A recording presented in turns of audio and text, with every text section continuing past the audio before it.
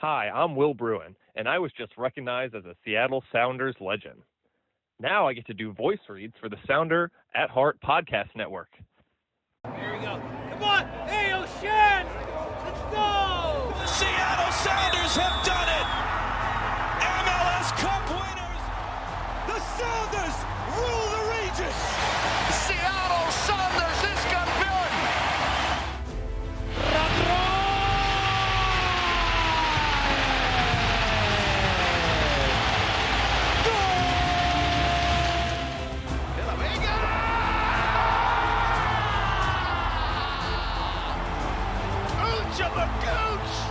All creatures great and small. Rothrock going to collect it. He does just about. Runs into the advertising awning. Low to our left. Ball goes in. Oh, what a cross! And what a goal! Where's my copy? I got a bunch of them in the car. I'll get you some. You're handing them out for free already. How many cost on them? $50. I'll Venmo you.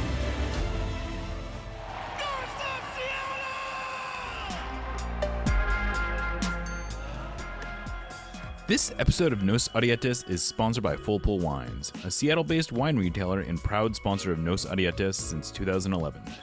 Full Pull was founded in 2009, is based in Seattle, and is owned and operated by longtime Sounders supporters. They offer the best boutique wines of the world to members of their mailing list, with special focus on their home, the Pacific Northwest.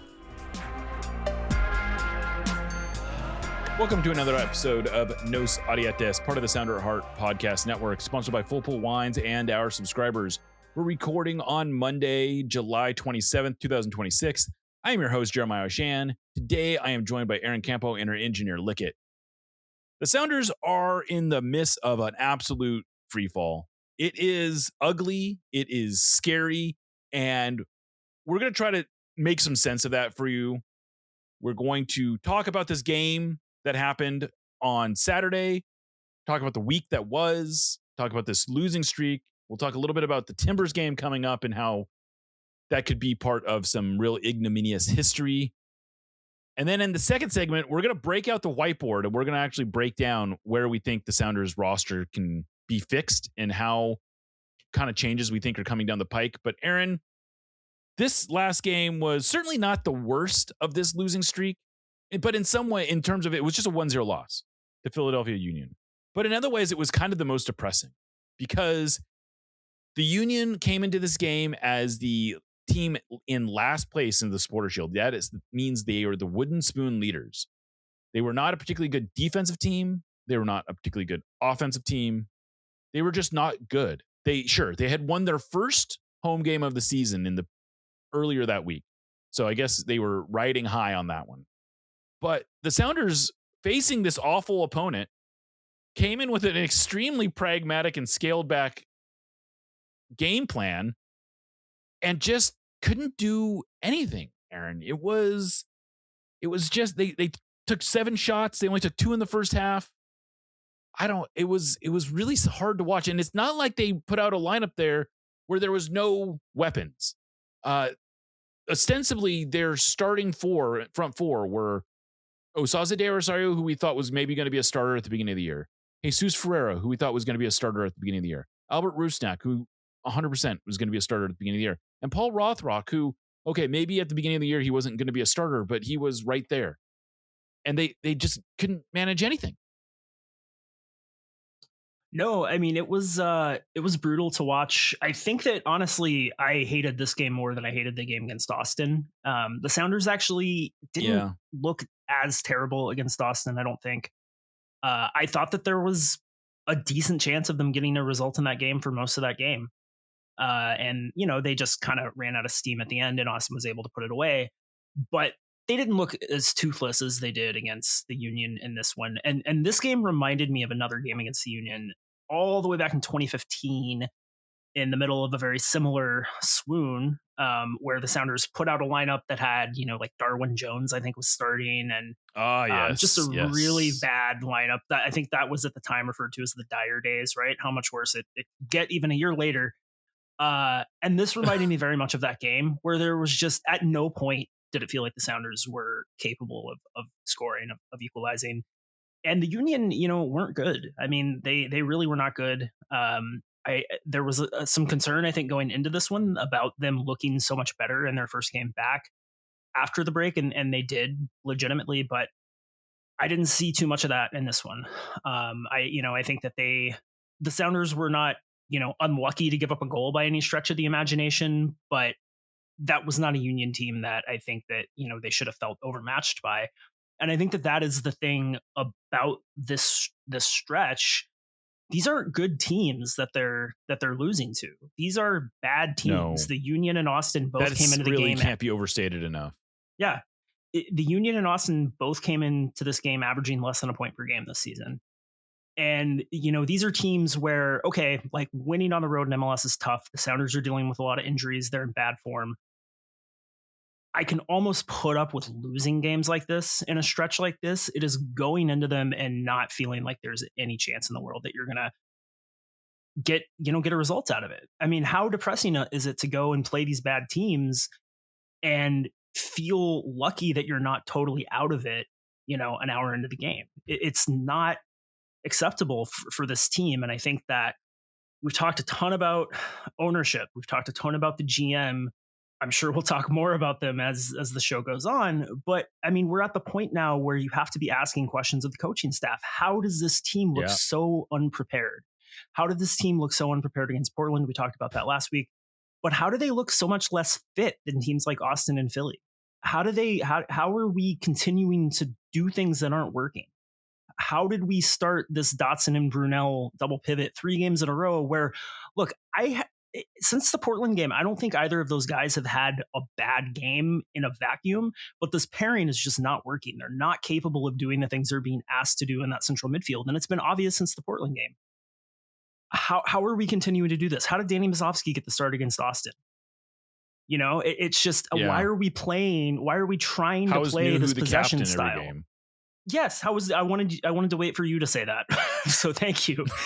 How are we trying to play this possession style? I want to be clear. Not at all. Like, Nuhu's not the biggest problem, but why is he the captain after game after game after game? He can't be the only guy willing to take it. Like, I don't. Anyway, it's a minor issue, all things considered. I'll be honest. It is indicative, though, I think, of the overall problem of just like everything feels totally out of touch with reality, and that's true of the coaching in these games. It's true with the response of the front office, of ownership. Everyone feels like they are just completely out of touch with what's going on with this team and what's going on with the fan base. And look, like every year we have a spell like this, right? Every year we have a spell where we're not very good, and not quite like this, but yeah.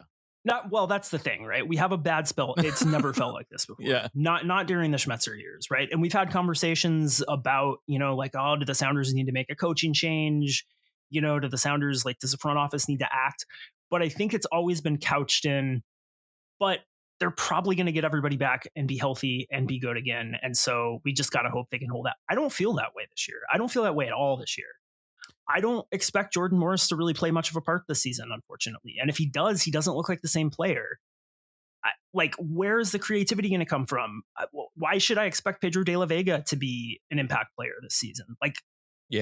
Tell me that I'm wrong to feel this way. And because I would love to hear that. I would love to hear that it's going to be okay. And they'll get better when Christian gets back. They'll get better when Alex gets back. But this is just not a team that I think is capable of doing anything special at all. And that's a really upsetting place to be.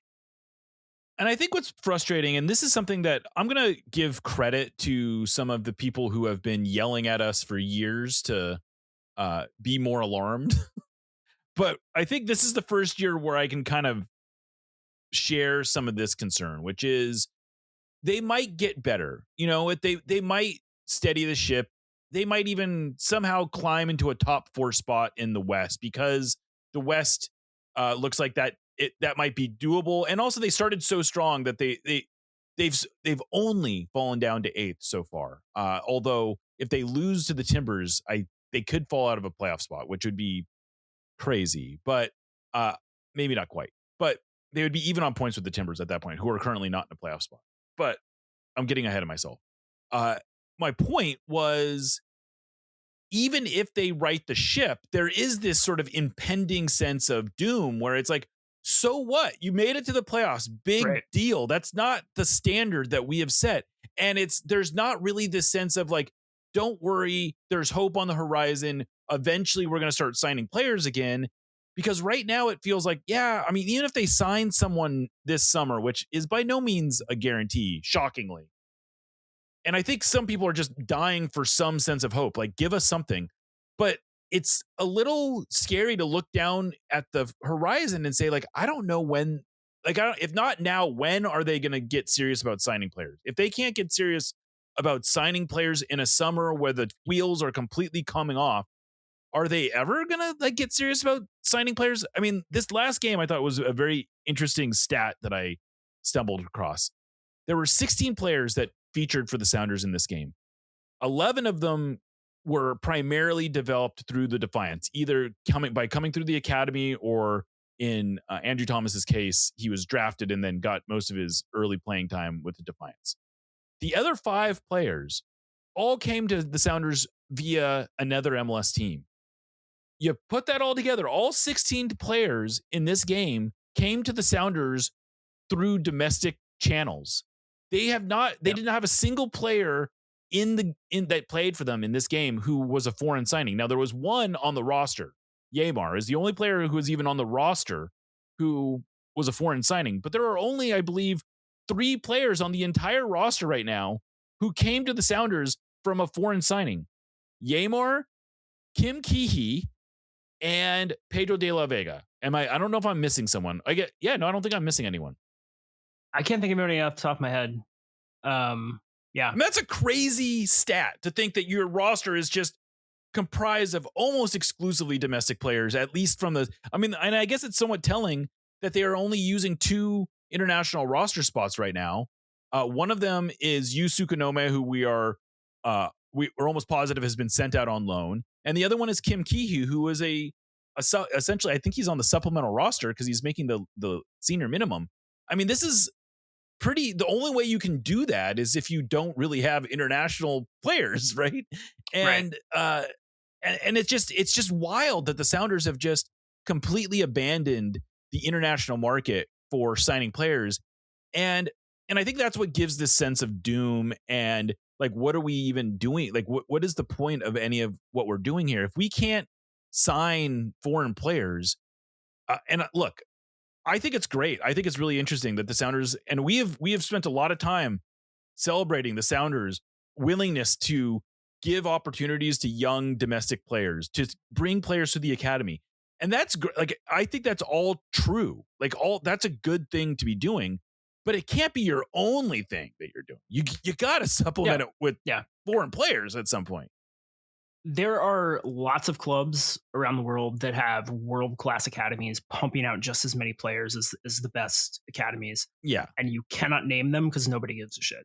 Nobody cares because they're selling the players and that's how they're keeping the club afloat or whatever it is, right? Right. The teams, the academies you know about, Barcelona, River Plate, Boca, Ajax, PSV, those kind of clubs, they are reinvesting the money into the first team because you cannot produce, even Barcelona can't produce a fully homegrown team.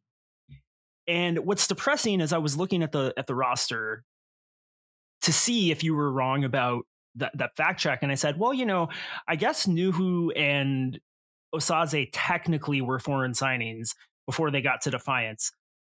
That's the kind of straws we're grasping at this point. Yeah.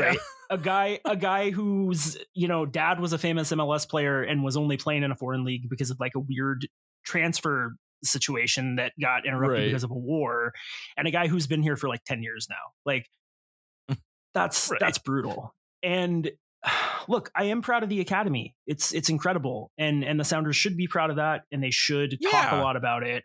But like they sent out an email for Leagues Cup tickets today where, they talked about like proving who they were and like, we like leaning very heavily on the homegrown stuff. And it's just like, again, like how tone deaf are you guys to think that's like, this is the kind of shit that people want to hear right now. And it's maddening, man, because they have done like, they did the first part. They said, okay, these guys aren't playing, but they have a market value. We don't want to lose them for anything. Let's get some resources for them. But they didn't do the second part, which is replacing them in some meaningful way. Reinvest the money. Like, reinvest the money. Either, hang on to most of the GAM, but make some back of the roster signings, some like veterans that you feel like, can be a slight upgrade or whatever. Kind of. I mean, if I'm being kind, it was like Petkovic was supposed to be that, and Hassani Dotson was supposed to be that, and there was this expectation that Paul Arriola was going to come into a bigger role, and I get all that, Sure. and those signings have not, really panned out. But that, look, if that's the way this plan was, is like we're just going to keep mining domestic talent. That's just not. It's not good enough. And I gotta say, look, if you're going to, I've been pretty understanding, I think, and I do think there is room for being understanding of the whole Obed Vargas thing, where but look, if your whole thing is going to be developing young talent and then selling it on, you got to maximize that. And look, the Obed Vargas deal may end up working out okay because he looks like he's going to get enough playing time at Atletico that a bunch of triggers will eventually be hit, and that will end up looking like a better deal than it was at the time. And look, I've done a whole lot of reporting where I don't necessarily think the Sounders mismanaged that situation particularly, because there was the biggest factor being that Obed and his people decided pretty early on that they wanted to go. But look, if you're going to be a team that your whole thing is developing and selling or developing and flipping talent, you got to maximize those opportunities. Yeah. And they 100% did not maximize the Obed Vargas thing. And beyond that, there is this investment end on the other end of it, where is this other investment, and where is the money? Like, when are we going to start spending some of these resources that they've gathered? Like getting rid of Georgie Manungu, getting rid of Reed Baker Whiting, getting rid of Danny Leva, getting even rid of Cody Baker, who, that's a different level. But if you're going to clear this space, that's fine. All those, you can make a very valid argument why you moved on from each one of those players. But you got to have something to show for it. If you weren't moving on from them and then improving, then what was the point? Like that's the whole point of flipping a house is to not take a loss on the house. Especially if you're going to prioritize playing and developing younger players, even when you have better options to start, but you want to prioritize the development, that's great. But if you're using one position to do that, you should invest the money you got from the last guy somewhere else. I love Snyder Brunel. I think he's going to be an incredible player.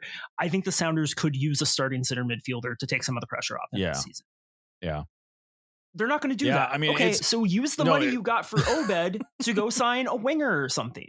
Like, you can't, you just can't. Then they get stuck in the cycle of, so then we go out and sign a winger, and then Pedro de la Vega comes back and he's a star. Great. Then you have too many good players. What a horrible problem to have. Yeah, it's crazy.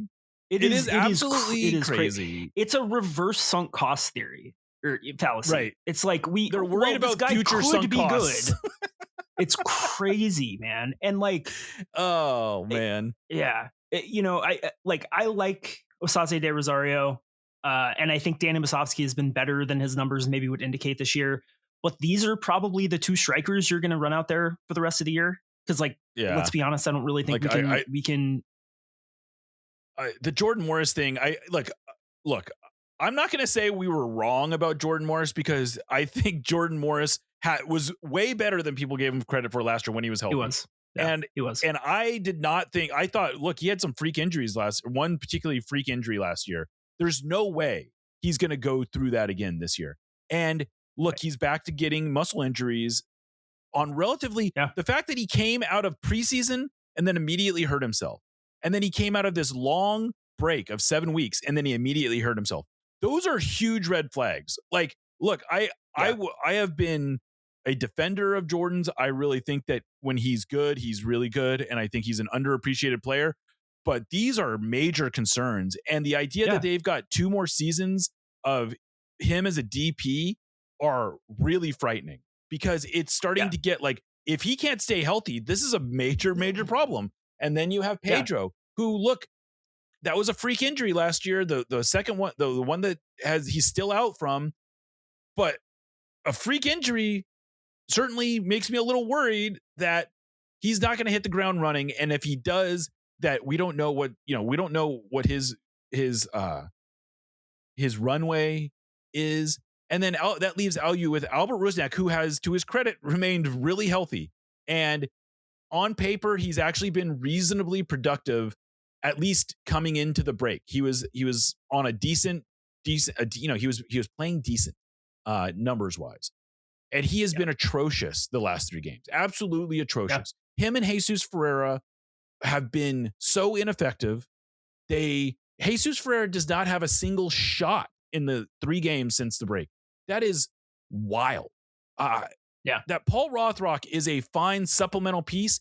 If he is your leading scorer, that's a major problem. And you kind of just go through the list. Major problem, major problem, major problem, major problem. Alex Roldan looked really good as a center back. He's got a chronic hip issue. We have no idea how long it's going to take for him to get fit. Yeah.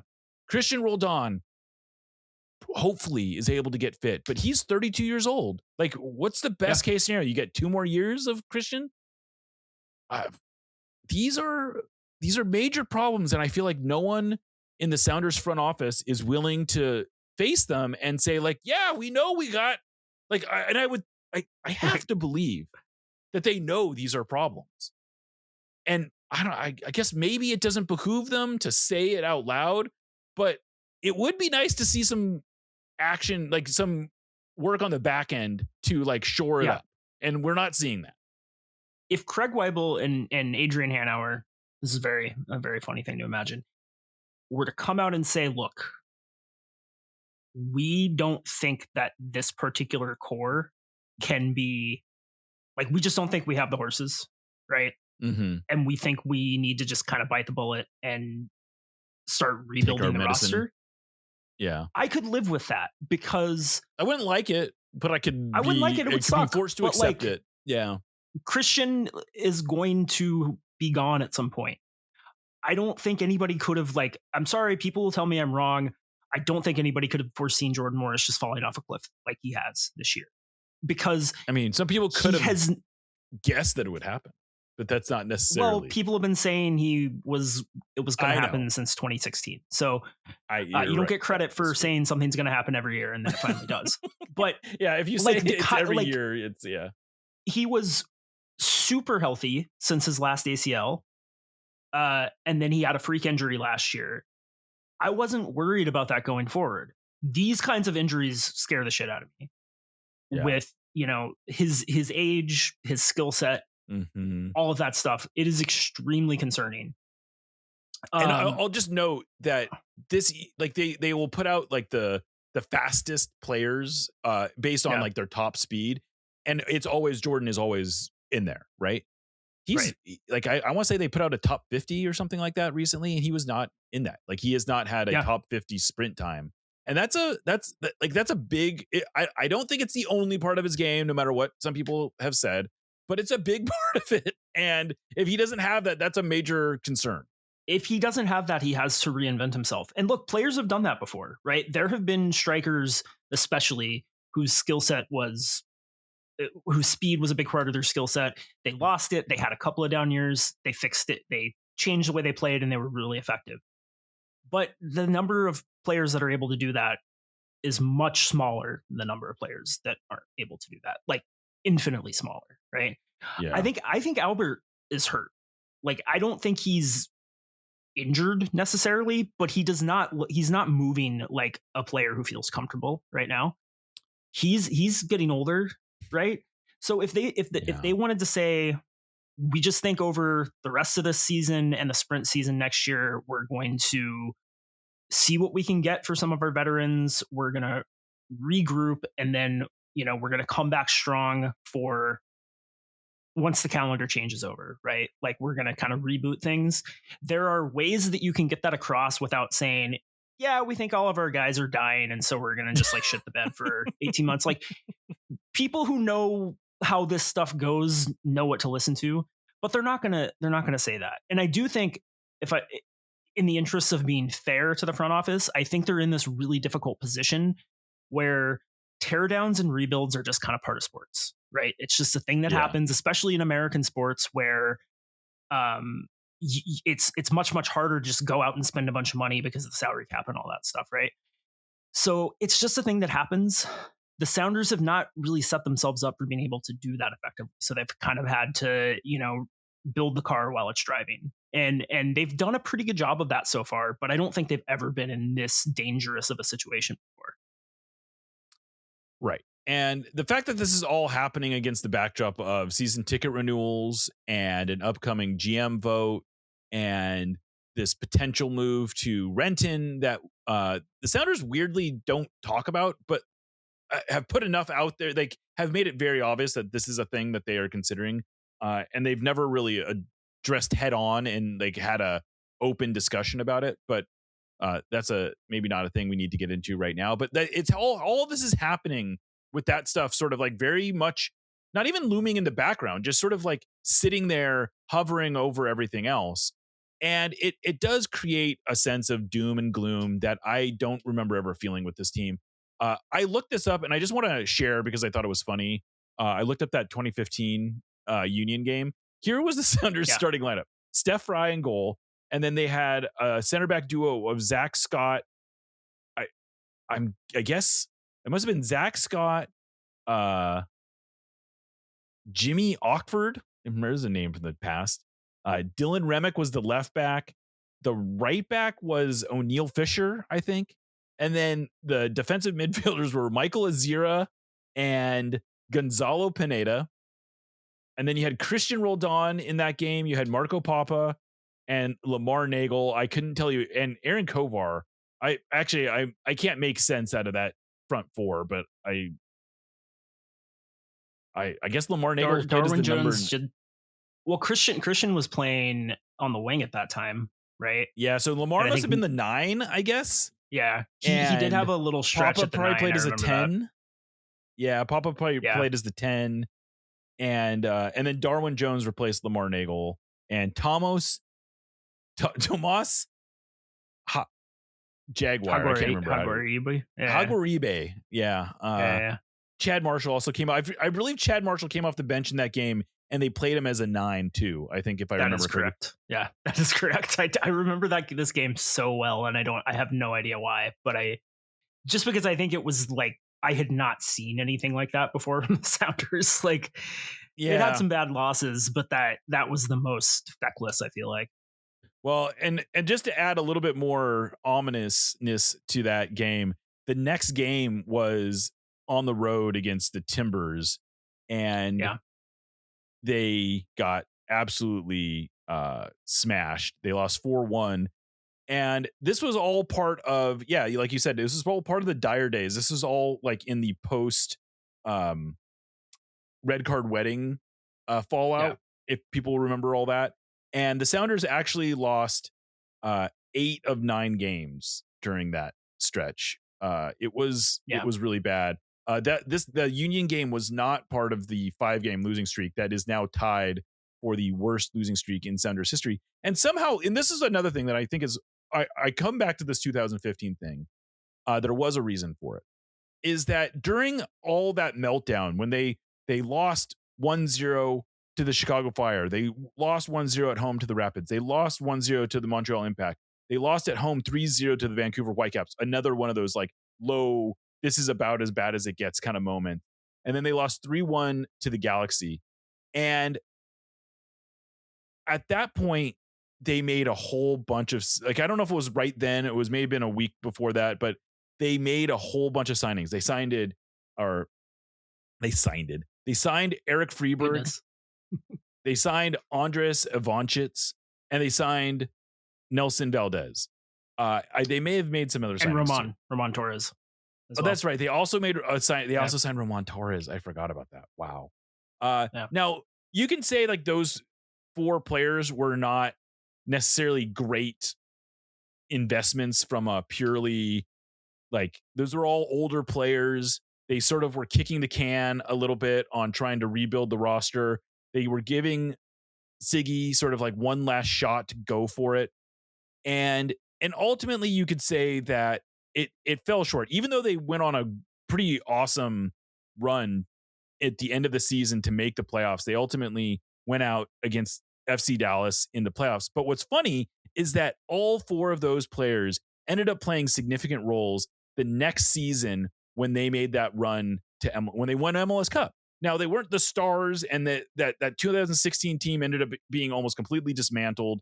And that was really where the next era of Sounders came from, was from that post era. But it was interesting. I think I bring this up because it showed a sense that the Sounders weren't just gonna let it all fall apart. They were gonna throw it, like, maybe against their best interest. They were gonna throw it all in and see what they could salvage out of the season.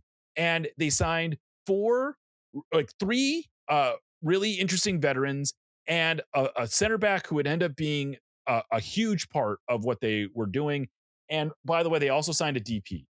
And then they also they were just waiting for Oba and Clint to come back. Just a little detail there. Right.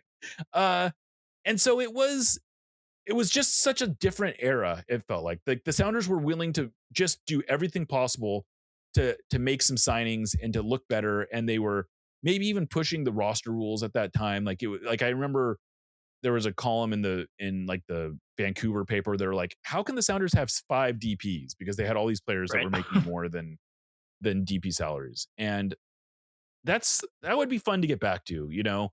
I think that's actually how we found out about Tam. I don't think we knew about Tam yet. And then and I think Tam was Tam was introduced that year for sure. Yeah. Yeah, because Roman Torres was like our first Tam signing, and I think Ivanchitz was Tam as well, and we didn't really know how it worked yet. Yeah, but you're right. Exactly. Like, that is the distinction, is that I have always felt like they were going to fix it, and I don't feel like they're going to fix it this time. Yeah, and that's what's scary. And I had a conversation today with someone in the Sounders front office where I was trying to come up with this analogy, and I was explaining to them why it's so why there's so much doom, why people are so much more depressed. And they were sort of saying, like, look, if you're caught in the moment and you get caught up in that 5-1 loss to the Timbers, and you get caught up in these last 2 games, or even the 5-game losing streak, you forget that we started the season 7-1-1, and that last year we won Leagues Cup, and this, that, and another thing. And I was like, I don't think you're entirely getting it, because it's not that this season is unsalvageable that people are depressed about. It's that, look, I tried to use this analogy. I still haven't perfected it, but I'm workshopping. So hopefully our listeners will bear with me on this. But it's sort of like you are wearing this suit of armor and you've been running away from this tiger for years. And all along, people are telling you, look, the tiger is so far behind us that you don't need to worry about it catching it. And even if it does catch us, we've got this suit of armor on, and the armor is going to protect us, even if the tiger catches us. And what we've seen right now is not only has the tiger caught us, but the tiger is ripping the armor off with almost no sense of, with no defense. And so we've given up the head start. We've given up the armor, and now we're sort of defenseless. And what's the next step? Apparently it's in this analogy, it's die, I suppose, right? You get eaten by the tiger. Right. And it just feels like the we've been caught by the tiger and we are getting mauled, and it doesn't seem like there's an answer, because the answers were always, look, we're ahead of the pack. We have built this system that is going to even allow us to survive even when everyone else has bows and arrows and cars that can drive faster and other things that can get them past the tiger. I don't know. The analogy is starting to fall, but it's the sense that we don't know what to do next. That's what's scary. Is like we just don't know. And I know people have been out there clamoring for an alarm bell and saying it's going to happen. It's going to happen. And all along we've been saying it. And I've been guilty of this too, saying, like, look, it might happen in the future, it might. Like I've never pretended as if it wouldn't happen. But I always assumed that if it did happen in the future, there would be a plan. But more than that, it's not happening today. Like we are still competitive. We are still able to even though these rules are changing, the rule changes have not really changed the paradigm yet.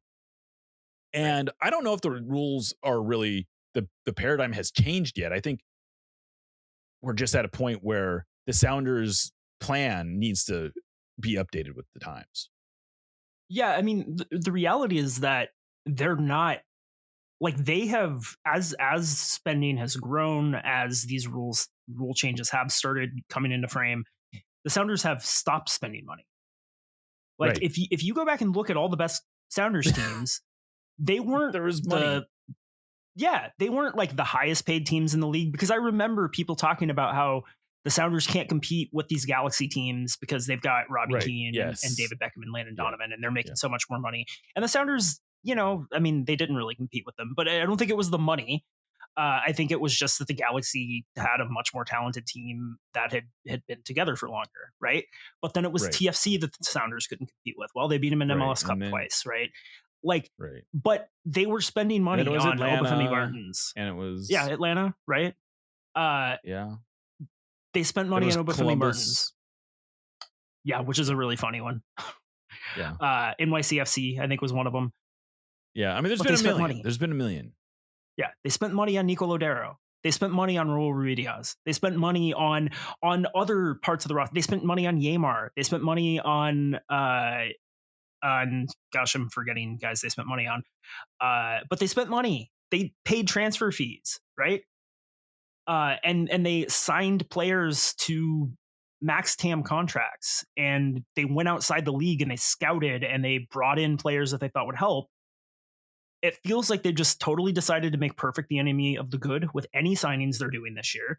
The idea that they're not going to sign anybody if they're not an automatic starter. What are you talking about? Like, what are you talking about? You started Snyder Brunel and Hassani Dotson 3 times in a row. Yeah. You can sign a guy that's going to sit on the bench when everybody's healthy, because guess what? It's never going to be a situation where everybody's healthy. And by the way, that's what good teams do. That's what good teams do. Right. Is they have players on the bench who you wish you could figure out how to start. And even last year, I felt like the roster was such that it felt like at times there was this I just remember having so many conversations about it's going to be tough for Georgie Manungu to even get into the game day roster the way that the roster is constructed right now. Of course we should trade him. And that feels like a million years ago. Right.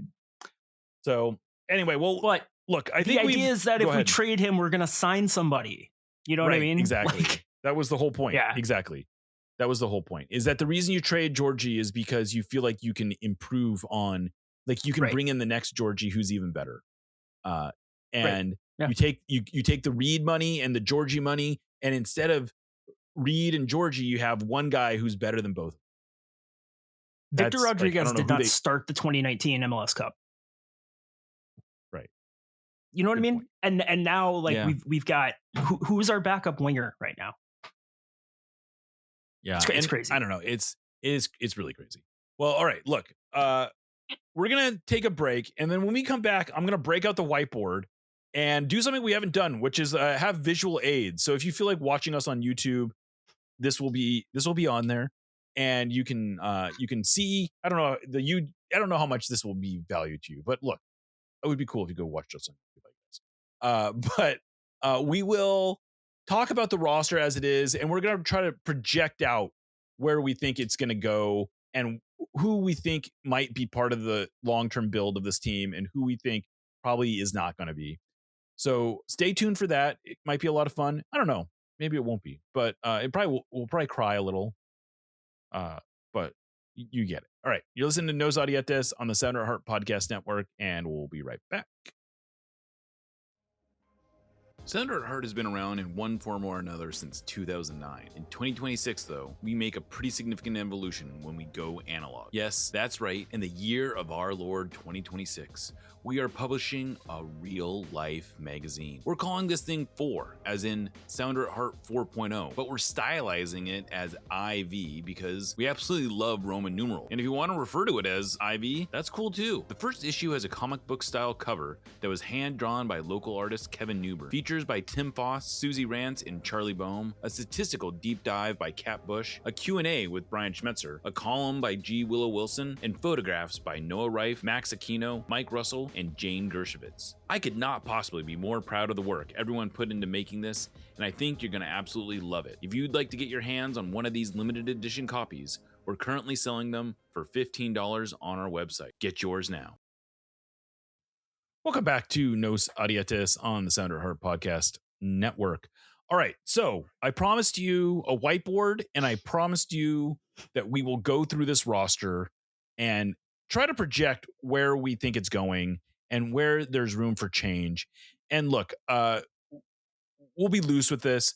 The Sounders are presumably going to finish this season with most of these players. I don't know that they're going to get rid of any of these players, but we're looking at the sprint season in 2027 and then the first new season, we'll call it, of 27-28. And by the way, season ticket renewals are coming up on July 31st. I think that's Friday. And that's the deadline.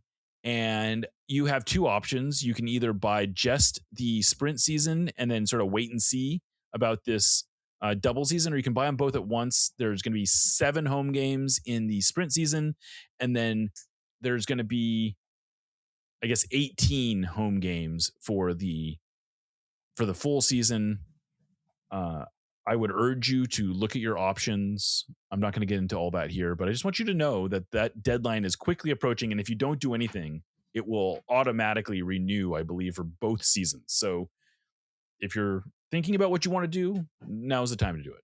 Anyway, I say all that. We got a roster here. I got 26 players on it. 26 players. This is the depth chart as I sort of see it.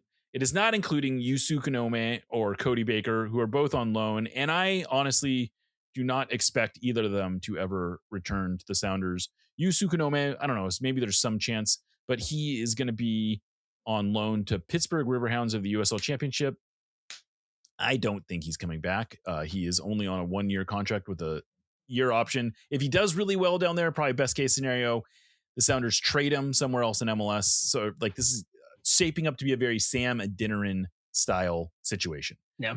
Cody Baker, he already played his first game with New England Revolution. He came off the bench. I don't think it's going to take too many more of those types of appearances to trigger the loan where it become a trade, and the Sounders will get a modest amount of GAM, and we'll see how that goes. But I don't think he's coming back, and I think Cody Baker might be a pretty decent little player. Sounders could probably use him right now. But anyway, all right. Probably. Again, yeah. Here's the whiteboard. We're gonna start going through it and crossing people out. So let's just start here let's work our way back to front. We're gonna start at the goalkeeper position where we have Andrew Thomas, Steph Fry, and Max Anchor. What do you think? Thomas seems like, look, even though this bad stretch, I still think he's he's fine. I'm not worried about him. Yeah. This is people who remember 2014 and Steph Fry's first year would, probably be wise to think about some of the stretches he went through. And yeah, I would tend to agree with you. Yeah. But he is, so just so you know, Andrew Thomas is currently signed through the he's guaranteed through the sprints, or actually through December of 27, and then he's got 2 options for they can take him all the way into December of 29. So he's pretty much under contract. I think that's a good situation for them. Do we think Steph Fry is back next year? I guess that's a big question. I don't, but yeah, I didn't think he'd necessarily be back this year either. Yeah, I mean, we'll see how he does in Leagues Cup. Like, if he looks good in Leagues Cup, maybe he decides he wants to play another year, and maybe he feels like he can go somewhere else and start somewhere during the sprint season. But the thing that I'm assuming, I guess I should correct myself. He is actually under contract through the sprint season next year. Okay, that's what I wanted for whatever to clarify. So yeah, I wouldn't be shocked if he is back for the sprint season. Okay, but if for no other reason than he's not making very much money and he's a good guy to have around, and why is he going to say, actually, I think that couple $100,000 you owe me, I'm just going to pass on that. So I think he'll be back for the sprint season, but yeah, obviously not beyond that. So we're thinking the Sounders probably need a backup by 27, 28. Yeah. Right. Time for the calendar swap. Yeah. Yeah. And then Max Anchor, by all appearances, seems like a pretty nice little third keeper. And the Sounders do have some goalkeepers coming through the pipeline. I don't know that any of them are going to be ready in the next year or even two. The one that I like the best is Noah Newman, who currently who played this summer at Ballard FC, and then he's going to go to UW. But Mohammed Shower is currently with Defiance. He actually played for them last night. He's got some upside tools. I like both of them. I don't necessarily think, again, I think they're probably going to have to bring in another veteran at some point. But Max Anchor might very well be capable of being the backup. He's only 21. I mean, he's Max Anchor. Yeah, he could develop and. Oh yeah, Max Anchor. Yeah, no, I think it's actually this is actually a fine. I'm not worried about their goalkeeper situation. But let's look at the center back. This is a little bit more interesting. So they got Jackson Reagan and Yamar. Reagan is signed long term. Yamar, though, is out of contract at the end of this year. Before we go any further, what would you like to see happen with Yamar? He's starting to get a little older, as players do, but he's showing his age a little bit, at least in the injury front. He came into this year pretty healthy, all things considered. He's had a hard time staying healthy this year. What do you think? He is currently on about almost $1 million. I gotta believe that he's gonna have to take a pay cut to return. But what would you like to see happen there? I love Yamar. He's been a fantastic player. I would be saying goodbye to Yamar at this point. I think that, and the way that I'm kind of viewing this, and I don't think that this is the way the front office is likely to be viewing it, but for me, I think the point of the sprint season for the Sounders should be, let's see what we've got in some of these guys, and where we can, free up cap space, open up spots from some of these guys who are aging out. This is a good time to do it, right? So Yamar, I mean, he might go on and play another 3 or 4 good years, and if he does that somewhere else, hey, congratulations to that team. We've just seen so many situations where the Sounders hung on to a guy for too long, and it came back to bite them. And if I felt like the Sounders were set up to go into next year and have like a really great shot at winning MLS Cup, fine, right? Like, you can put up with that, but that's just not where this roster is. Yeah, and look, they've got to free up some space somewhere. And I like Yamar a lot, and again, hey, if he ends up finishing out this year strong, I change my tune. But I think ideally, maybe what you would have is have him back for the sprint season and then reassess. There's no way, he would be crazy to sign a contract where he's only guaranteed through the sprint season. He's going to be looking to be guaranteed probably at least through 28, 29. And the Sounders can't do that.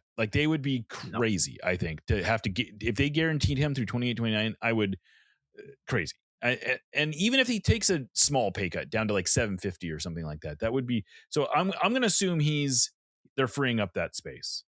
And then you got behind him, you have 2 relatively young players who I think are going to be part of this roster for a long time. Stu Hawkins and Tino Lopez. Lopez maybe not quite as good as he looked early in the season, but still a serviceable center back. Stu Hawkins, I've really liked him the last 2 games, and we're going to see him again against a against Portland. We're guaranteed. In fact, we're probably going to see both of these guys unless Yamar is able to get healthy for that game. But I'm encouraged by what I've seen from young Stu Hawkins. Yeah, I mean he's 19 years old, so he's not at the point, especially as a center back, where you feel like this is a guy that we need to make playing time for necessarily. But I feel like you've got to find a way to keep him around unless you get some kind of Godfather offer. I think that he could be a really, really exceptional player.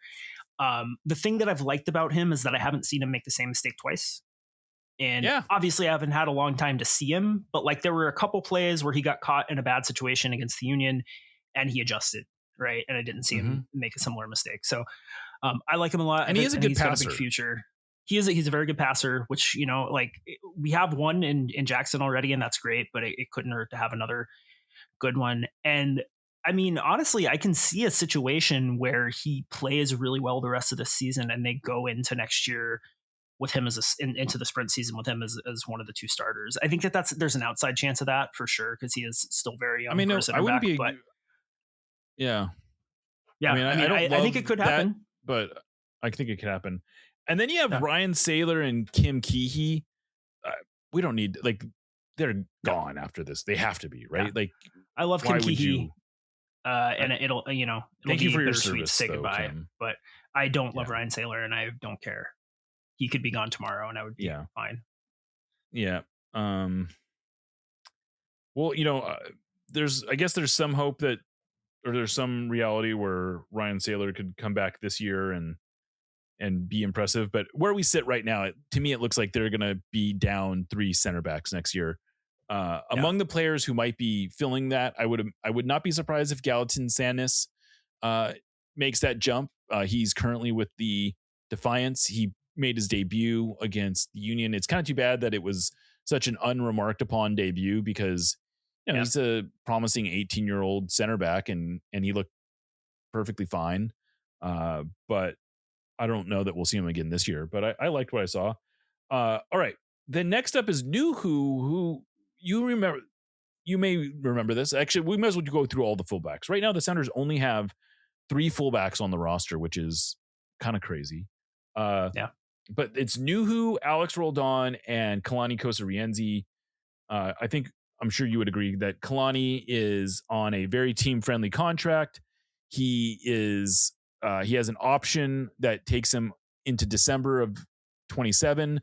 I would imagine the Sounders will most likely try to redo his contract in this offseason, get him under contract for a longer stretch. He might make a little bit more than he's making now, but that's an easy one to me. Nuhu just re-signed. I don't know if people remember that, but this last offseason, he re-signed. He is under contract through 28-29 with an option in 29-30. He is on $835,000, which I don't know. Wasn't driving me crazy when it happened, but right now is like looking like an insane amount of money to have committed to a pretty limited player who is going to be into what? He's going to probably be 30 something when he ends this contract. He's 29 now, so he'll be there you go. 32, 33 when he finishes. He just turned 29, so it's not like he's right. But I mean, I think people can probably guess how I feel about that, but he's probably going to be here. I mean, look, the reality is that Brian Schmetzer is the coach, and Brian Schmetzer loves Nuhu, and I don't understand it. Yeah, but it is what it is. Like, I try not to let it drive me too crazy. Yeah, and here's another thing that's a reality. If the Sounders could have gotten rid of Nuhu at some point, they probably would have. There are I don't think certainly at this number, I don't think there's any takers for Nuhu. He is here. We like it or not, he is here. So put him down. Alex Roldan also just signed a new contract, I believe. He is also signed through 28-29 with an option for 29-30. I am really worried about his health. Like, really, if this hip issue is a real problem, I think he might, center back might be the position that he is best suited for. And so we might have to move him. I'm going to, on our depth chart here, I'm going to actually move him. I'm going to make that change. Put him next to Alex Jackson Reagan. That would potentially elevate Kalani Kosarienzi, but they really need to bring in a right back. Yes. Right? Like that's got to be like maybe not the highest priority, but that's like a major priority. I mean, I want them to switch back to 3 at the back. Their roster is built to play 3 at the back. I think Alex as a right-sided center back is really good. He can also play at the wing back. Kalani, I think, is better suited to play at the wing back. I like Kalani a lot, and I think he's got a future in this league. I don't necessarily think he projects as like the starting right back or right wing back on a championship team, but he's certainly got a role to play. I think Rothrock can play left wing back pretty well, right? Like, sure, yeah. So I but would they like gotta, to see that. yeah, I think, that's a position though. They need to bring someone in though, right? They like even if it's a wing back or that's like maybe for sure. Yeah. Again, they need more wide defensive players, no question. Yeah. Yeah. And then, okay, so now we're going to look at the double pivot here. The depth chart is Christian Roldan, and I'm putting Snyder Brunell as sort of the co-starter as of right now. Yeah. And then you got Hassani Dotson, Peter Kingston, and Nikola Petkovic. I think realistically, all of these players, well, at least 4 of these players are coming back. I suspect Petkovic the Sounders will probably try to get him back on a discounted deal, but they need badly to bring in another defensive midfielder. Yeah, they do. Like they do. I mean, we talked about this in the first segment, but I think that I don't think that unless you are, again, just going to take your medicine for the rest of the season and maybe in the sprint season, I'm not sure that Snyder Brunell is the guy you want starting right now. Every game, at least. Like, there's plenty of minutes for him to play. And I don't think he's been bad. I just think we kind of know where he's at in his development. And that is not a guy who's a starter on, a competitive team right now necessarily. And I think like Christian is not getting any younger, and he's got a lot of wear on the tires. And he's got an injury that nobody really knows when he's coming back from. And so even if you feel like Snyder can be your starter right now, I mean, what's the harm in having another guy that can be your starter? So I feel like this is maybe the most acute problem on the roster is not having. I don't think Hassani's been bad this season necessarily. I think he's playing about. But he's how just you would not a ball advancing. He's not. He doesn't play. He can do a role, but he can't be your primary ball advancer, right? And he can't be next. He can't be it. He can't sort of babysit Snyder. Like Snyder, like I love him, but he has not taken the step forward that I think we all thought he would take this year. He looked really good in limited minutes last year. He has had moments of positivity. There have been maybe more than a few moments of positivity from him, but especially during this run of games, he looks like he is just not he's just not ready to be an everyday player. And I suppose there's some good growing pains for him to go through, but you owe it to him, I think, also to have some more there. Yeah, absolutely. Yeah, I think that having somebody who can, you're not going to go out and sign another player who's as capable of Christian, but having somebody who has a similar profile as a player certainly couldn't hurt. Or conversely, having somebody who is a true bulldog stopper type player. That at least allows you to do something different in the midfield. If you want to have a different look, if you decide on a different tactical approach. And then Kingston, I mean, I like him a lot as a player, as a sort of rotational guy. And I think the thing, Peter Kingston to me is just his value is that he can play a bunch of different places. You can put him in an attacking band. You can play him as you can play him in a CB setup, probably not as the 6, but maybe next to a Christian Roldan if you needed to. Yeah. Or against a higher level second defensive midfielder. You could move him to right back. Maybe him and Kalani are competing a little bit at right back. But he's not, I don't think he's someone that you need to be building around. Like he's a piece that you fit wherever he can go. Wherever he can go. All right.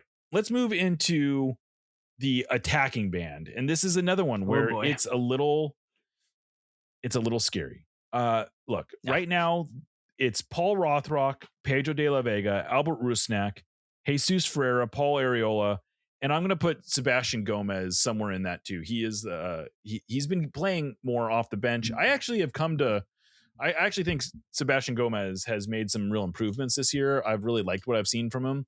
I'm not expecting him to be a significant role player at this point, but I am encouraged by what I've seen from him. He's going to be back regardless. But the bigger questions are Albert Rusnak, Jesus Ferreira, Paul Arriola, Paul Rothrock, Pedro de la Vega. Look, Rothrock's back. There's no question about that. Yeah.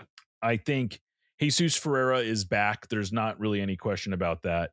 But the real question is, how do you make use of Jesus Ferreira? Right now, he's playing sort of as a second 10 in this 3-2-4-1-ish build out thing, or however you want to put it, right?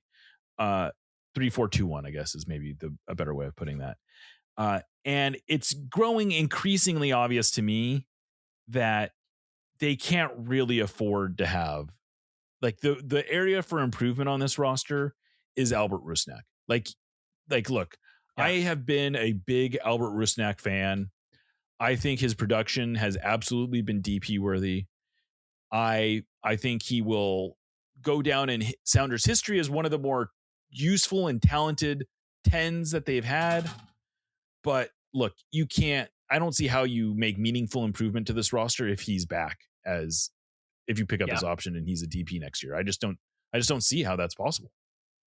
I think that Albert, something I've come to believe about him over the last few games, and maybe that's unfair to make this judgment after a few games, but Albert has always, when the Sounders have been successful, when he's been on the roster, he has had talented players around him. And I think that Albert is a guy who absolutely makes other great players much better. I think that he is, and this sounds like it's damning with faint praise, and it's really not, but he's just not, his skill set does not lend itself to taking over a game, like putting a team on its back and carrying it. That's just not what his skill set is. And when he doesn't have those other talented players around him, now I think he's also has some kind of injury, or maybe he's just lost several steps this year. And I think that that's a factor, but he just doesn't have the guys that he needs to make his skill set shine. And I would be actively shopping him right now, because I think that Jesus's best role is going to either be as the 10 or as like a withdrawn forward that's going to be taking up some of the similar space. I think that it made sense to make this sort of compromise with Jesus and have him out wide, but sort of take up that same space when that system was working. But it hasn't been working for quite a while. And I think Jesus is really a talented player, and he's shown flashes of it, but he's not being set up for success right now. And I think that moving Rusnak, even if you have to eat some salary, even if you don't get a lot in exchange for him, opens up a DP spot. We all know they're not going to actually fill it, but it does open it up. But I think maybe even more importantly, it balances your roster a little bit more, because you've got Jesus can shift into a more appropriate spot in the lineup. I think it allows you to play him in a 2-striker setup, which I think would actually suit this team pretty well, especially if they did go to 3 at the back. They could play with like 3 center backs and 2 strikers, and I think that would suit the talent they have on the roster pretty well. So that's what I would be looking to do. I think the odds are extremely good that Albert is back as a DP next year, but I mean, I think the odds are that you're right. I just think that that's a mistake. I do too. Yeah. I think it would be a mistake. And I don't like saying that. I like Albert. I like talking to Albert. I think at times he's been a great player. But I just don't see how you meaningfully improve this team if he's back next year. And then it does leave the Sounders. So we think Jesus will, look, I think there's a chance Jesus may, he has a trigger in his contract that automatically, I believe, makes him a DP. I don't know exactly where it is. I want to say it's 30 goals and assists. It may be as low as 25 goals and assists combined through 2 seasons. And if he hits that this year, he's going to be a DP. And I suppose he sort of ends up taking Rusnak's spot in that way. The Paul Arriola thing is interesting because there are times when I really again, he's a player who I like, and he's a player who has some versatility, and he's someone who has looked okay at times this year. I think he's still working his way back, so I think we probably need to be somewhat patient with him. But look, the reality is that Arriola is signed on a guaranteed deal through December 27th. He's not going. Like he's back. Like that's just the way it is. That's how it's going to be. And Pedro de la Vega is another interesting one where he's also signed through December of 27 with an option for through 28. I suppose there's a way, and I don't know, this is maybe the inflection point on Pedro is if let's just say hypothetically it's possible to get off his DP tag after this year in order to, if you extended him for a couple years. Is that something you would want to do? I mean, I guess maybe we can't really say that until we see him back, and so it's unfair to even talk about it. But is that something you would want to do? I mean, I think if we just had this conversation about Jordan, so I don't want to jinx anything, but I think that if he had an injury similar to the ones that he had last year, the muscle injuries last year, I would be much more concerned about that. I think he just had like a weird freak injury that the timeline we were given included this as a distinct possibility, but I think for sure the hope was that he would be back earlier, and so it's being sort of interpreted as he's had setbacks. And I don't blame anybody for that, because I mean, look, they're only going up the club. Go ahead. Go ahead. Well, I was just going to say the club will get. Sorry, go ahead. You go. Okay. The club will give a timeline, an official timeline, and like a press release or whatever. But then a lot of the time, people will give interviews where they talk about the optimistic part of the timeline, and that kind of sticks in people's heads. And I feel like that's kind of what's happened here to some extent. Yeah, I do too. I definitely am guilty of peddling the optimistic timeline. Sure. Because I wanted it to be true. I wanted that possibility. But I think if he gets back, I think the optimistic timeline right now is that he comes back at some point during Leagues Cup and they sort of ease him back in. If he can be at if he's anywhere close to full fitness by anytime in September, I think we have to consider that a win. And if he's actually playing like himself by the time the playoffs run around, hey, maybe it's like a new signing. Right. But I love Pedro, and if he looks good, if he doesn't have any new injury concerns, I would love to lock him up for a few more years, because I think if he can have a run of games where he's healthy, if he can have a full season or close to a full season where he doesn't have any injury problems, he's going to end up being a great signing. We saw how good he was last year, and if you can have that, on a non-DP salary, I think you're in great shape. Yeah. All right. Well, let's get into the forward setup. Jordan Morris, Danny Musovski, Dwayne, Osaze de Rosario. Look, I take no pleasure in saying this, but I don't see how they got to figure out how to get out of the Jordan Morris contract. Like they gotta. It breaks my heart. He's my favorite player of all time. I don't think my Jordan Morris bona fides are in question, but I can't argue with you. I mean, it's he's got basically after this year, he's got a calendar year. So he's under contract for the sprint season, and then he's signed through December 27. I think they gotta, like, the most realistic thing here is probably to try to trade him, and you probably have to eat some of his salary in the process. I don't know how realistic that is to actually happen, but it's probably what for the good of everybody. I think he could probably at this point use a fresh start. I don't know that he's ever, unfortunately, I feel like the fan base at large sort of turned against him when he got that DP tag, because it was no longer the local boy made good. It was everyone's favorite kid taking up too much of the meal or something. I don't know what the good analogy is, but it just didn't seem like he's and he really needed to hit the ground running last year. His first DP season, he needed to come out and sort of establish himself and say, look, I am worthy of this contract. I earned it. Deal with it. And instead he is not. I don't know that if he's been able to get 10 consecutive games. No, like as a, yeah, it's a real shame. And I don't know. I don't know how we can be asked to believe that he, like, until he does it, I don't know how anyone can really have faith in his ability to stay healthy. Again, like the things that make this so tough right now is that both times he's been hurt twice this year, and both times he got hurt after a long break. And that's crushing. Like it just suggests that something is really off. I guess I'm wrong. I guess he did play. He was able to stay healthy for almost exactly 10. 1, 2, 3, 4, 5, 6. He was almost exactly healthy for 10 games this year, but that's kind of playing fast and loose with that. And he wasn't good for those games. He was not. Like he was not effective. He was not. Yeah. It's I think that it's really unfair.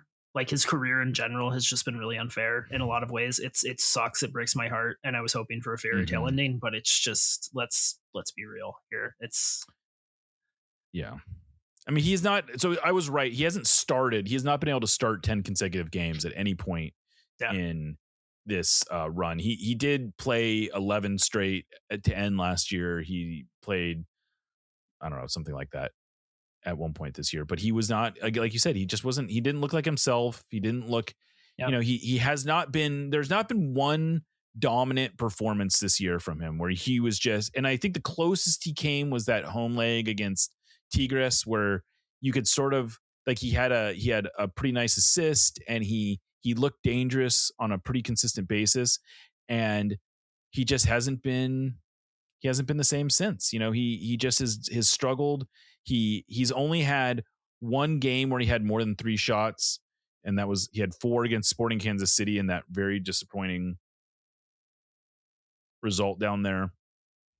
He's had 1 or 2 shots in all but 2 of his games this year, or 0. Yeah. Like he's just not, like the last game he played against the Timbers, I hope for his own sake that he got hurt way before he came out, because he only had 5 touches. He was he was totally invisible. It doesn't, I don't feel good about this at all. But I think you got to figure out how to get off of him sooner or later. And so, hopefully that makes room for a DP9. And then that leaves you with Danny Musovski and Osaze de Rosario. And look, I will defend the decision to re-sign Osaze because, or not Osaze. I think that was a fine decision. The decision to re-sign Moose, because I have to assume that if you had the opportunity to trade him, that you would have traded him. I have never heard that they had offers that they turned down. And the number he is on is not crazy. He's on $712,000 in guaranteed compensation. He's signed through the 27-28 season. That's not an insane amount to be paying a backup forward. It's a perfectly reasonable amount, I think, to be paying a backup forward. But man, if you could get off of that deal, you probably should, because I don't know that he's better than Osaze de Rosario, and Osaze de Rosario is making a third of his salary. Yeah, I mean, the big thing with Danny is that even in his first year, when he wasn't scoring, he couldn't hit the side of the barn, his underlying numbers were pretty good. Last year, his underlying numbers were totally off the charts. This year, his underlying numbers are okay. He's averaging 0.46 non-penalty XG per 90, which is not terrible. It's good enough for a green line on FOTMob, right? Which is great. But as we've talked about before, like if Danny's not putting the ball in the net, he's not doing a whole lot. And Osaze, like against Philly, he wasn't goal dangerous really, but he was active. He was fighting for loose balls. His hold up play was really good. he was doing a lot of dirty work. His pressing was good, and like he just brings more. And I don't think his underlying XG numbers are really too much worse than Danny's. So yeah, I don't think you're going to be able to get out of that deal. But you know, I stand corrected. Osaze's XG per 90 is much worse than Danny's, but I still think he's a better player. I'd rather have him around. So I mean, but look, again, like if I have to take a chance on one of those two, it almost like made me laugh out loud when Brian referred to Morris, Danny, and Osaze as his three-headed monster after the Union game, and it's like, yeah, what are you talking about, brother? What are you talking? Zero goals from any of them in a start yet this year. That's a crazy stat.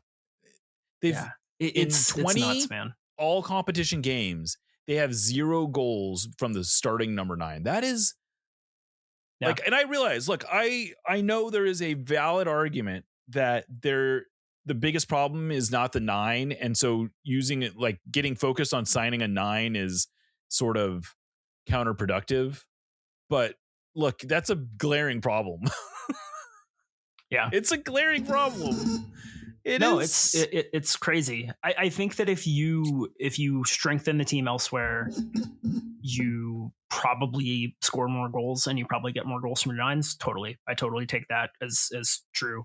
But especially if we're in a situation where our 2 best forwards now that we can count on being healthy are Danny Mazovsky and Osaze De Rosario, that is not a championship quality setup. Like that's just not a good situation. If you want to make the case that we should have a DP 9 to come in, and we don't have a DP spot right now, so we're going to focus on other stuff, I'm on board with that, right? Like we're waiting to sign the 9 until we have an open DP spot. Sure. But this team needs a better forward. Yeah, it's not good. Well, look, this is what I've done to our little whiteboard. I don't know. This bit maybe is not that effective, but I've been able to. What it has allowed me to do is keep track, and so we got our roster down to 20 players basically that are on this current team that we think are coming back next year, right. And that's just for the sprint season. So that gives the Sounders, in our estimation, room potentially to sign a DP9 or at least one DP attacking player, probably at least one U22 player. We have them down from needing a backup 6. We have them needing a RB1. We have them potentially needing a CB2. And I guess they probably need a left back, a backup left back too. I didn't even put that here. But, yeah. I mean, those are, and then they'll sign probably some supplemental kind of type players coming up from Defiant. Like Mark O'Neill is a player who they seem to like from Defiance. He's a versatile player, but he's much more of he's played like some center back, some defensive mid, some right back. A useful player, but not someone that's going to change the paradigm or anything. Right. Other players who potentially could come up from the Defiance, Mark Bronick, a 9. Again, that sort of illustrates the need to maybe create some space in your forward depth. But Mark Bronick has looked really good. He's a 19-year-old forward. I think he's almost 20. But he's currently actually scoring at a better pace than either Yusu Konome or Rodilio Rodriguez, just to put into context. Like he's on a absolute hot streak right now. I like him a lot. But he's looking pretty promising. And then, there's a kid, Cody Phoenix, who potentially could be a left back at the first team level. So there's another player, so the Senators definitely have some players coming up from Defiance who could help. But look, going back to the thing that we were harping on so much in the first segment, they need to get back to signing foreign players. They got to have some on this roster. And it is absolute insanity that they have not been doing that they have not signed this. They're looking at Like currently right now, as of this summer, they are the only Western Conference team that is not made or that is not look like they have made a signing yet. I guess some of them have not officially signed anyone, but there's very strong rumors. Like the Timbers just apparently closed a deal on Vincent Janssen, who is a player who I don't know if he was exactly what the Sounders needed, but that's the type of player, and he's not a DP. That's the kind of player that every other team in the league figures out how to sign. Right. And he's coming off not a decent season. Yeah. And what's the reason not to sign a player with that profile? What would they say? I don't know. Like what? Yeah. We don't feel like they raised the ceiling enough. We don't like. I mean, this is a guy. Just to put this into context, so Janssen has been playing the last 4 seasons in the Belgian top flight. He kind of flamed out with Monterrey in Liga MX, but he went back to Belgium. He had a 16-goal, 4-assist season in 22-23, had a 11-goal, 5-assist season in 23-24, had an 11-goal, 7-assist season in 24-25, and had a 10-goal, 7-assist this most recent season. He's still only 31. Like, what in the world? Why in the world would the Sounders not be all over this guy? Like, look, he is not the player that had 27 goals and 4 assists for AZ Alkmaar in 2015, 2016, and then got that big move to Tottenham. Look, I accept that, but this is a relatively young player who is coming off 4 consecutive productive seasons in a good European league. What are we doing? What are we doing? No, I'm looking at the list of freely available players right now. There's guys that could make this team better. Tim Foss wrote an article about guys that can make this. Adama Traore. If there's ever been a guy that was made for MLS, it's Adama Traore. He's on a free. He's probably not going to be a DP in MLS at this stage of his career. What could it hurt? He's a guy people have heard of, right? He's 29 years old. He's a couple years removed from his last really productive season, but certainly someone that can help. Yeah. Terrell Malacia, left back. There you go. New starting left back. Bertrand Traore. These are just guys that I recognize just glancing at this. And I'm sure that there are guys on this list that I haven't heard of that are even better, right? Like, right. And I don't understand the reason. You have the allocation money, you have the open roster spots. These guys aren't going to be DPs, so you don't have to worry about opening a DP spot. They're not super young, so you don't have to worry about signing them to like a 5-year contract or anything. You can probably get like 2 and an option. But I guess it's just not a thing we do anymore. Like, if it were just, well, Adrian doesn't want to spend the money. Adrian doesn't want to pay a transfer fee. Adrian doesn't want to, pay a buyout for a DP. Fine. Like, that sucks, but fine. But you but this is deal with it on cap spending. Like, you've already converted the money to GAM. Right. And I have confirmed, by the way, I have confirmed that that ownership is still allowing the Sounders to convert GAM or cash into GAM at the maximum allowable pace. So it's not that they're not giving them any resources. It's just that we aren't deploying them in ways that make any sort of sense.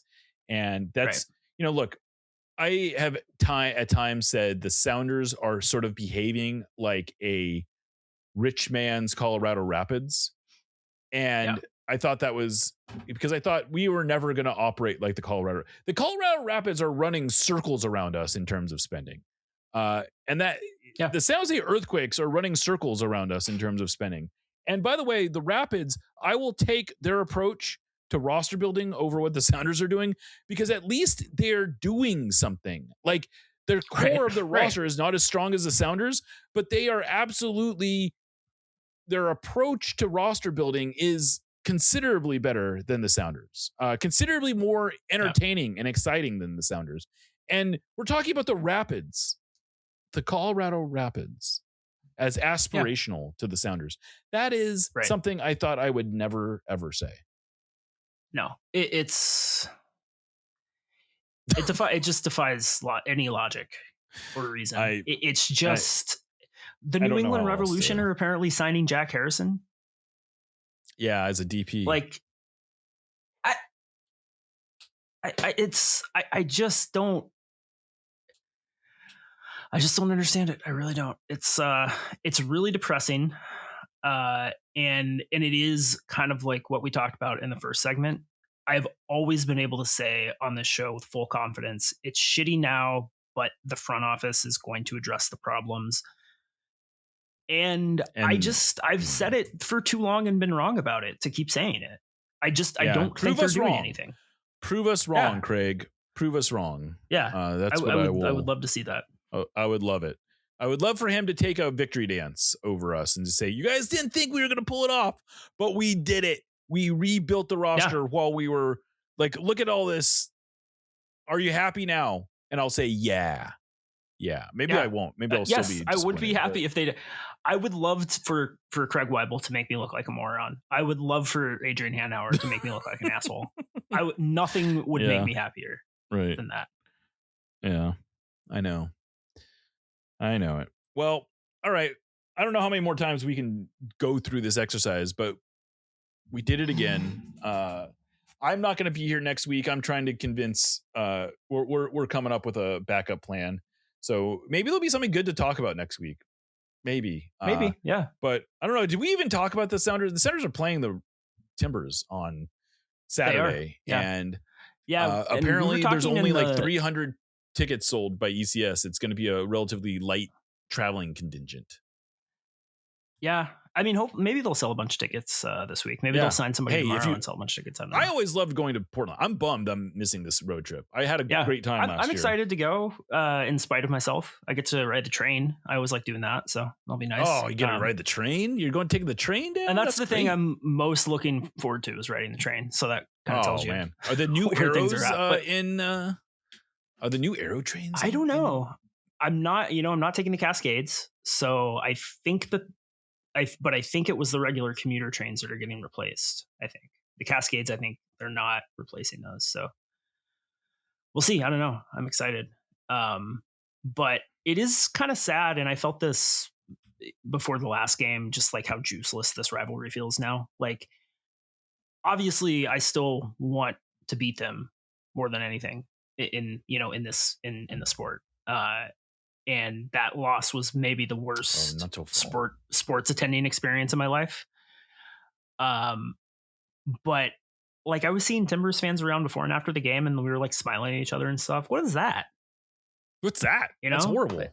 Yeah, it didn't used to be like that. I know it's very strange, the rivalry right now. Like, we seem to take great pleasure in each other's suffering still. Like, I definitely enjoy watching the Timbers suffer, and the Timbers definitely enjoy watching us suffer. I mean, I've gotten so many mocking responses from Timbers fans, which I can't look. Fair game. Like, fair play. They deserve to dance on our graves or whatever right now. I don't like it. And I would like it to stop. I'd like to give them a reason to stop, but I don't blame them. I thought about bringing back the bit where I blocked anybody that faved a post I made about any Timbers fans that faved a post I made about. But I was just like, what? I mean, I would be talking this kind of shit too. Like, what? I know. Like, what am I doing? I've changed. Maybe it's my fault. It's my fault that the rivalry is so juiceless now. I do wonder also, has the rivalry lost juice in part because we've been so bad at it? Like, maybe if we were still like the Sounders have not held up their end of the bargain in this rivalry in terms of like the head-to-head matchups. They, I believe, have only beaten the Timbers twice in either venue since 2022, maybe. That sounds about right. Yeah, because they won the game last year, obviously, and that felt like, oh, finally we've turned the corner on this. We're over this shit anymore. We're over this. Right. I wasn't even like nervous coming into the game this year, and that was dumb. No, it wasn't either. That was dumb. Yeah. Anyway, they got a new coach, the Timbers. They did. Yeah. I guess we get their new coach bounce twice, so that'll be twice. Cool. Yeah, it's fantastic. Fantastic. All right. Well, we don't need to do this. We can get out of here. Well, thanks for listening to us this long. Thank you to our sponsor, Full Pool Wines. Want to always encourage you to tell them we sent you, most importantly. Thank you, of course, to Lick It for putting the show together. I think this one's going on YouTube. If you want to follow us on YouTube, we're trying to get better about doing that. We're also in the middle of a subscriber drive. If you are interested in helping ensure the ongoing success and future of Sounder at Heart, consider becoming a subscriber to Sounder at Heart. Plans start as low as $30. You can oftentimes find yourself a 10% discount on that. If you go up to the $75 a year level, you can get access to our Discord, which, I don't know. I'm not going to say it's fun right now, but there's a lot of people to commiserate with. A lot of chatter, a lot of people yelling at, not so much yelling at each other, but a lot of yelling in general. There is a lot of yelling, yeah. And it's like people aren't doing the all caps thing, but you can tell. No, but you can tell. Yeah. And I don't blame them. I'm upset. I yelled on the show, I think. Yeah. So, all right. Well, Aaron, it's always a pleasure hanging out with you. I'll be back with you in a couple weeks. I'm sure I will find another reason to record between now and then, but Nico and I maybe will record on. No, I probably won't be doing the show on Friday either. I'm gonna have to come up with a guest host for that one too. But anyway, all right, let's get out of here. I'm Jeremiah Shan, signing off for Aaron Campo and Lick It. This is Nos Adietes, part of the Sounder at Heart podcast network. And remember, you'll never yacht alone.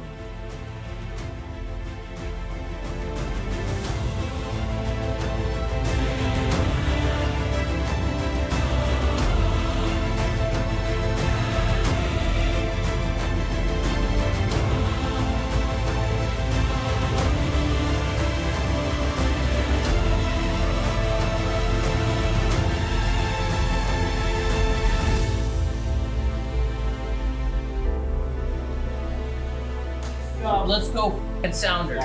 Yeah.